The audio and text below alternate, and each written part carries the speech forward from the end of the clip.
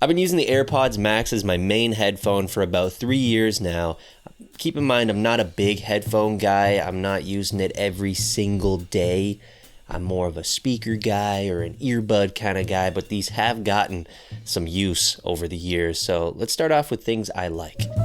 The build quality. It's absolutely insane. Everything feels luxurious, from the stainless steel frame, aluminum ear cups, mesh ear pads that I've never seen before.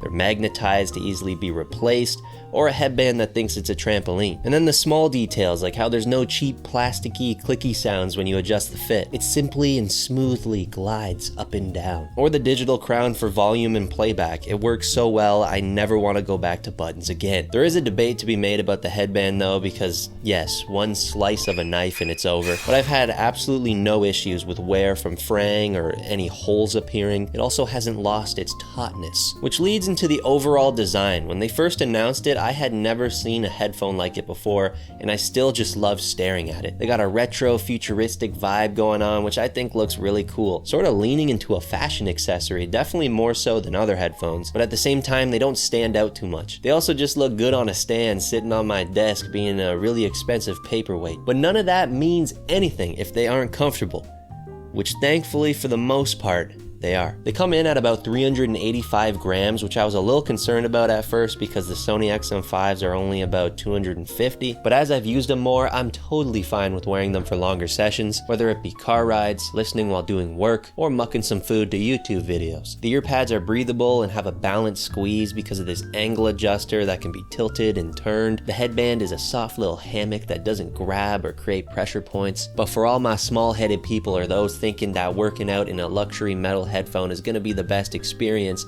you've been warned. They do slide around a bit when shaking your head, so not the best for fast movements like at the gym or if you're constantly bending over. These seem to work best for casual commutes or chilling, taking it to a library to study. If you can, try and test them out, borrow from a friend, or go to an Apple store. If you're used to lightweight plastic headphones, these are going to be a bit of an adjustment. Genuinely my favorite sounding Bluetooth headphone, and I mean for everything. Podcasts, audio books, videos, and especially music. There's just such depth. You can have sounds all the way over there or right up close whispering into your eardrum. The bass always seems to be there, but it's never overwhelming, and I don't remember having any issues with piercing highs that hurt, unless the song itself was recorded in a tin can. But as an example, Nothing Easy to Please by Party Next Door has this consistent, sharp sounding snare, which can hurt in a lot of other headphones and speakers and earbuds, but these just make it sound right. And then there's that fat sub bass that comes in. And there's this underlying pad synth note throughout the whole thing, which doesn't get buried. You can still hear it.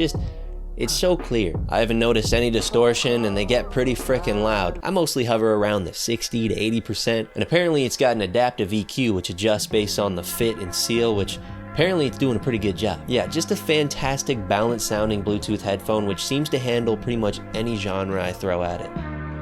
Of course, they're compatible with Apple Spatial Audio, which I keep turned on. The active noise cancellation is really good, and they have the best transparency I've ever used in a headphone. It's like there's nothing here. They got head detection for a few reasons. One is for pause and play. You take them off, it'll pause the music, you put them back on, it'll play. And when you first take them out of the case and put them on your head, it will connect to the nearest device automatically. The whole Apple ecosystem thing just works really well with these. If both of these have Bluetooth turned on, it'll connect to both. And if you're playing from your iPhone, the music will come from your iPhone. And then you switch over to your MacBook, it'll start playing from your MacBook automatically. It's this easy switch between devices. Easily check the battery percentage from your phone. They show up on the Find My app in case you lose them, which hopefully you don't. And battery life has been plenty. It's not the greatest out there. It's only about 20 hours, but I've really had no issues. And of course, they have a fast charge. 5 minutes gets you about an hour and a half of playback. Whew!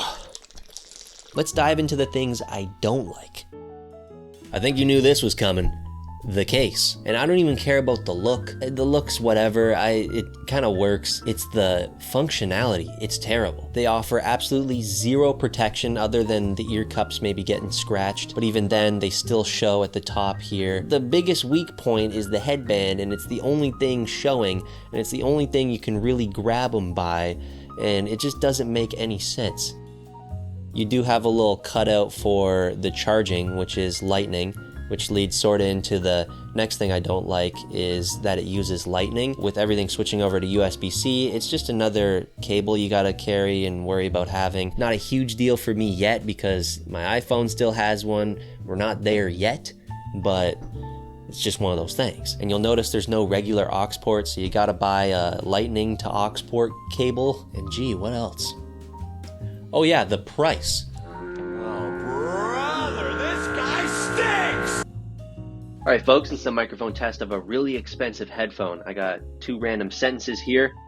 A solitary owl perched on a moonlit branch, its keen eyes piercing the darkness.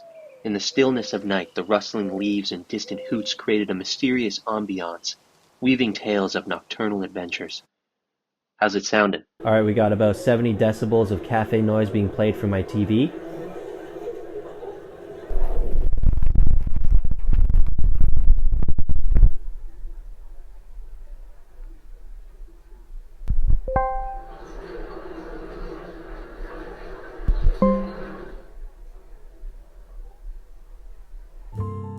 If you got some money laying around, you're in the Apple ecosystem, and you want an extremely well-built, unique-looking, easy-to-use Bluetooth headphone with some amazing sound, I don't think you gotta look much further. And I originally bought these used on Amazon for a decent discount, so maybe check that out. There's also some rumors about the AirPods Max 2, so maybe wait for that, wait for these to go on a little, even more of a discount, who knows.